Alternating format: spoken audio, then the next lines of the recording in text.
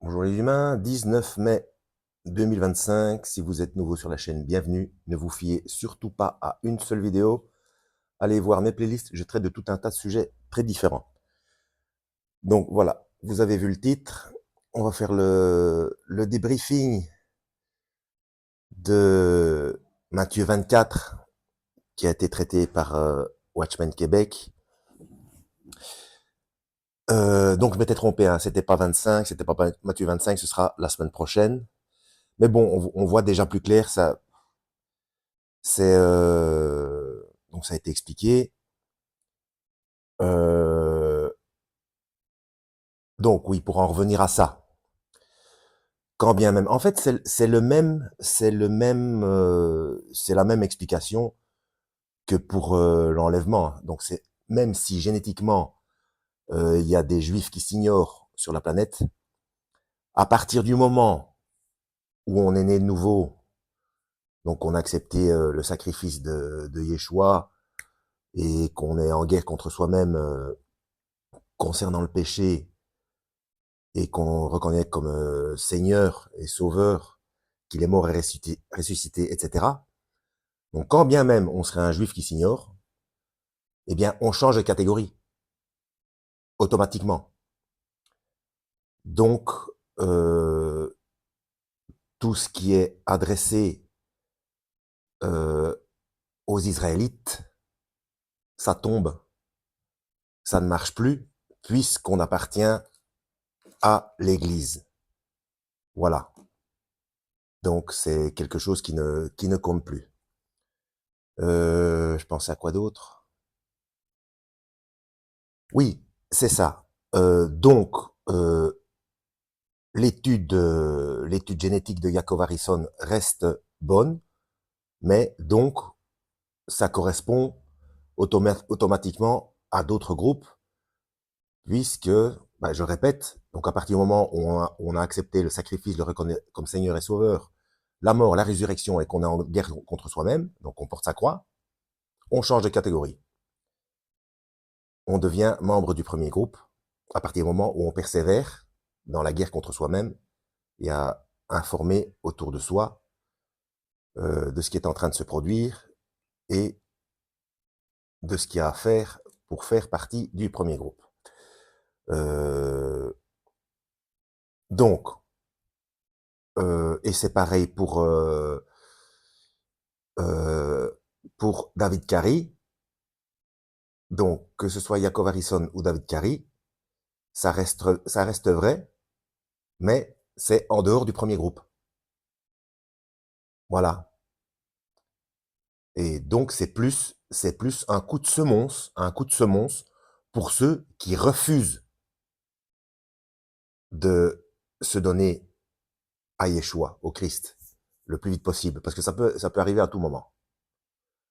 Je pensais à quoi d'autre euh, oh. Oui, c'est ça. Alors ça ce n'est pas dans Matthieu 24, mais j'essaye de me mettre à la place de toutes les inquiétudes possibles. Hein. Euh, Quand il est indiqué, donc, dans Apocalypse, heureux ceux qui prennent part à la première résurrection, car la seconde mort n'a pas de pouvoir sur eux.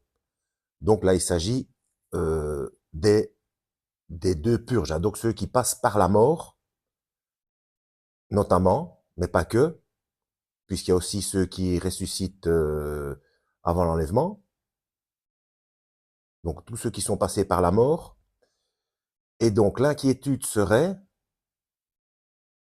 ceux qui ne sont pas passés par la mort, seraient donc sous l'épée de Damoclès, entre guillemets, pour parler métaphoriquement, donc ceux du premier groupe de l'enlèvement, parce que comme ils ne passent pas par la mort, ils ne prennent pas part à la première résurrection, puisqu'ils ne passent pas par la mort.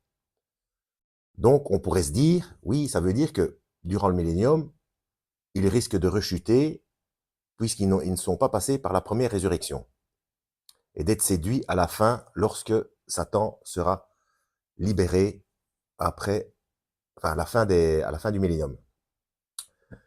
Seulement, pour moi, il n'y a pas d'inquiétude à avoir, puisque on est changé en un clin d'œil, en un instant. On est transformé, donc on est revêtu du corps glorieux. Donc, plus de possibilité de chute. Et donc, il y aura une catégorie de personnes qui n'aura jamais connu le décès physique. Voilà, curiosité dans l'histoire de l'humanité, puisqu'il est indiqué, il est donné à l'humain de mourir une fois, ensuite vient le jugement. Pourtant, à la fin, on passera bien par ce jugement. Donc, il y a deux catégories. Hein. Bon, le jugement, c'est soit pour les récompenses, le quota de récompenses, comme j'ai déjà expliqué dans une vidéo, soit pour les autres, le quota de souffrance. Voilà. C'est pas un jugement pour être sauvé ou perdu. C'est une question de quota, soit de récompense ou de souffrance, selon les cas. Euh, donc là, curiosité par rapport à ce verset-là. Il est donné à l'humain de mourir une fois, ensuite vient le jugement. Mais il y avait déjà une autre curiosité, puisqu'il y a aussi ce qu'on appelle les EMI, où j'ai déjà expliqué que pour moi c'est l'hypocrisie, c'est EPM, expérience post-mortem, pardon, puisque quand l'électroencéphalogramme est plat et l'électrocardiogramme est plat, il y a mort clinique de manière factuelle. Donc ce n'est pas une EMI, mort imminente, non. Ces gens sont décédés. Donc, ces gens-là peuvent... Et puis, il y en a qui... Est-ce que j'ai lu où il y en a, c'est arrivé 2, voire 3 fois? euh, Ouais, je crois que ça existe, mais le nombre est infinitésimal. Hein.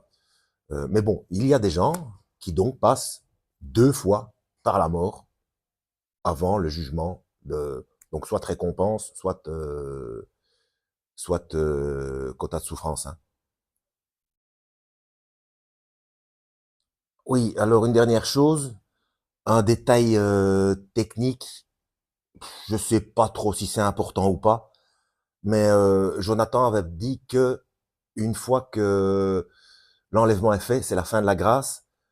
Pour moi, oui et non. Pour moi, la fin de la grâce, c'est au commencement du millénium, puisque même ceux laissés derrière, à partir du moment où ils se convertissent, et que même oui, c'est une sorte de jugement puisqu'ils vont devoir subir la purge, c'est quand même une grâce de pouvoir encore convertir son cœur à Yeshua.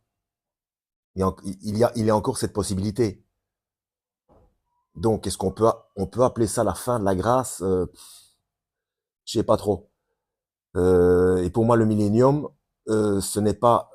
Donc, il y a la période sous la loi, la période sous la grâce, et à partir du millénium, pour moi, comme c'est le 7e jour, entre guillemets, c'est la période du repos. Et à la fin du repos, le jugement. Donc, moi, je pensais auparavant qu'à la fin à la fin de la grâce, c'est la période du jugement. Mais bon, enfin, je vois ça plutôt un petit peu comme un. Mais bon, c'est un détail technique, ça n'a pas, ça n'apporte rien au salut, hein, ce que je raconte là. C'est une vision des choses. Hein. Donc pour moi, c'est un petit peu un hybride entre grâce et jugement, puisqu'il faut payer de sa vie. Euh, ouais, ouais. Et concernant les œuvres, ben là j'en reviens à Jacques. Bon, avoir la foi, c'est ce qui permet d'être sous la grâce. Mais Jacques le dit bien, la foi est stérile si on n'a pas les œuvres. Euh, et les œuvres, bon déjà c'est une œuvre d'être en guerre contre soi-même. C'est du boulot, donc c'est une œuvre. Et puis le fait de partager le témoignage de Yeshua, de qui il est réellement, de son sacrifice. Euh, et d'expliquer qu'il faut être en guerre contre soi-même. Donc c'est une œuvre aussi. Après, ça dépend comment on voit ce qu'est une œuvre. Hein.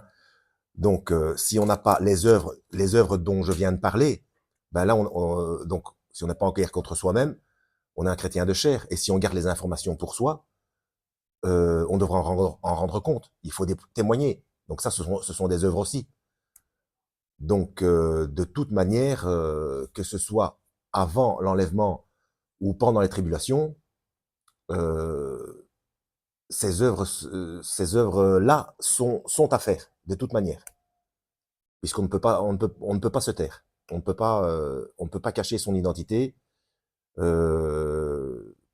Yeshua a bien dit, celui qui a honte de moi, j'aurai honte de lui devant mon Père. Donc voilà.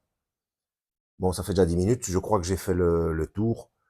Bah, c'était encore une fois excellent, comme d'habitude, et encore une fois, et émotif à la fin.